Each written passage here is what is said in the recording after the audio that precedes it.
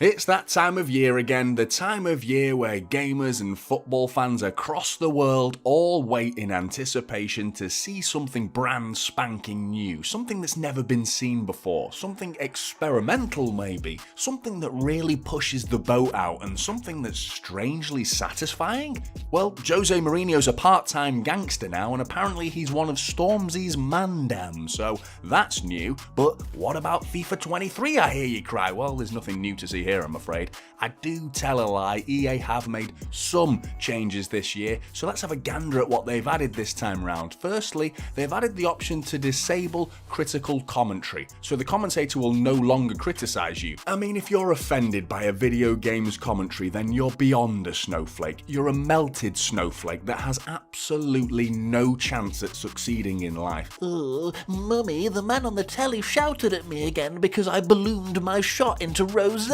Jesus Christ, so that's new at least. They've really ramped up the pitch effects this year as well, with slide tackles taking huge divots out of the pitch, and by the time the second half rolls on, the pitch looks like the Hackney Marshes footy pitches with all the players running about trying to dodge lots of little dog shits. Women's club football has been added too, so if you're into the women's side of the game, you've got that to enjoy, but EA have really doubled down on the diversity of things this year. Now, I'm all for diversity, but this is diversity gone mad, because there's these quick cutscenes of fans with a dad holding his son, and I've not seen a single dad with a son who's the same race as he is. Now, I'm no doctor, but I'm not even sure some of these race combos are scientifically possible, and that dad should definitely be having words with his missus. Speaking of the missus, they've added some more comedic tannoy announcements that play throughout the game.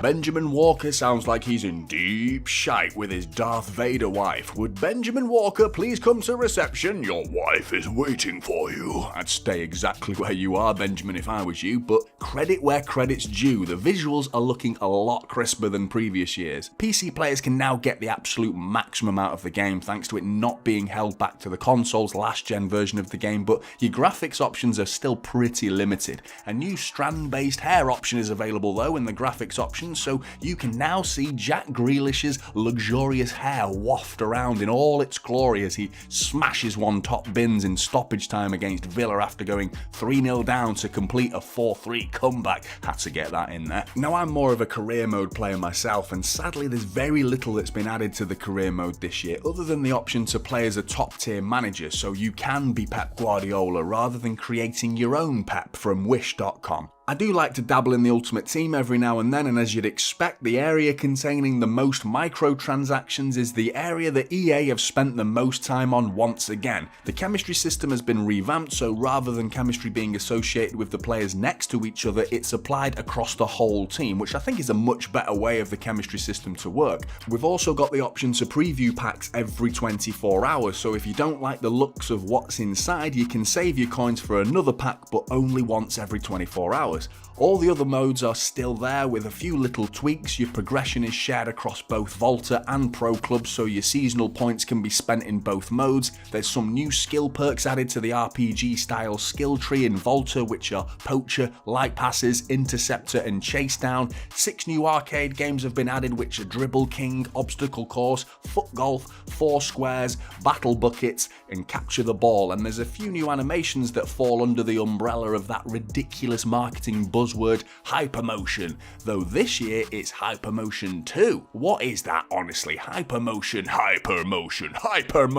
2. What a load of bollocks. Basically, it's new animations, which should be a standard inclusion in every FIFA release, but EA have decided that their efforts need a pat on the back from gamers, and to make sure we don't miss it, they've named it hypermotion. Don't get me wrong, the animations have massively improved. They used to look so wooden. Last year's hypermotion had 4,000 player animations, and this year's hypermotion 2 has been up to 6,000, but that should just be standard and not be a selling point. Players have been crying out for so many other features, and I don't think many are actually sold on this hypermotion bollocks. I do like the hypermotion replays though. It's a little bit excessive, but I enjoy the dynamic camera swinging around the goal scorer and providing all the little bits of info on the screen. It makes the goal feel better than it actually was, so that's pretty cool. cool. The same can be said about the new power shot technique, where the camera will zoom into the player for dramatic effect. Now, you'll need time and space to pull this off, but it can unleash a devastating thunder bastard if done properly, but it can easily go horribly wrong too. I'm glad to see that crossplay has been added too, which is nice, but it is limited to certain game modes, and you can see those here. There's loads more cutscenes to add a more cinematic feel to each game as well, which in all honesty I really liked, from the intros to each game to the little details like a shaking camera effect for a last minute goal and the players receiving the ball in their hands before placing it down for a set piece. The set pieces feel much better in my opinion, and there's a new mechanic to get used to, but I felt much more in control of crosses when taking a corner and haven't really had enough free kicks yet to get used to the shooting aspect of the new mechanic, but it feels pretty decent. The games feel much slower though, which I prefer that sense of realism in all honesty, where the game looks and feels lifelike instead of a game of pinball. I do think a lot of players might have a problem with this though. We always see the game's feel change drastically throughout its short lifespan. The speed of the game, the passing tempo and the strictness of the refs, these all get tweaked to accommodate the players that moan to EA the loudest. Now, I think that some of the decisions that I've seen from the referees so far have been absolutely shambolic. Like, look at this beastly tackle, it was perfectly timed, and like last year I wouldn't be surprised to see the regularity of fouls receiving an update. I also felt like the keepers were really hit and miss as they were last year, pulling off some unbelievable ninja-like fly swatting goalkeeping animations and then some absolute whiffers. I'm wondering if Hypermotion 3 will fix that. I've had virtually no bugs to speak of this time round, other than a cutscene being extremely fascinated in a fan's elbow, and occasionally a player would pick up the ball out of the net and it's still spinning, which is odd. I mean, I definitely put some waz on it, but not that much waz, Jesus. Now, all joking aside, I'm having fun playing FIFA 23, and that's the main thing, but my criticisms are all based on the lack of improvements being made to the franchise. There's been some improvements, of course, but fundamentally there's just not enough for me to advise the players that could be on a tight budget, and forking out 40 to 50 quid on a new game is a massive commitment to them. It's hard to justify. Those that can afford will no doubt have already made up their mind anyway, and I think if you enjoyed FIFA 22, you'll likely enjoy FIFA 23. There's an official men's and women's World Cup mode being added later into the year too, which definitely adds some more value, which will also coincide with the real thing, and that's nice. But ultimately, I thought EA and their association with the name FIFA would be going out with a much bigger bang than this. We still don't know who'll be developing next year's FIFA game. My money would be on 2K, but either way, after Konami's execution of PES getting worse and worse, it'll be nice to see a new developer start working on a football franchise and